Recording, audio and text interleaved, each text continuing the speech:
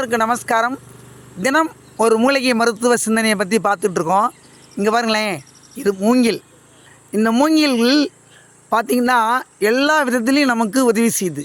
இந்த மூங்கிலில் இருக்க கணுக்கள் பார்த்திங்களா, நம்மளுடைய முதுகு தண்டுபடம் இப்படி தான் கணுவாக இருக்கும்.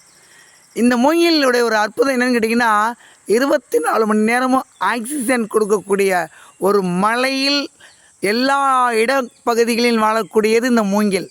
இந்த மூங்கில் எடுத்து தான் அந்த காலத்தில் கூரை போடுவாங்க, மூங்கில் எடுத்து வேலி பிடிப்பாங்க, மூங்கில் எடுத்து படல் கட்டுவாங்க. இதுதான் மூங்கிலுடைய ஒரு உன்னதமான காட்சி.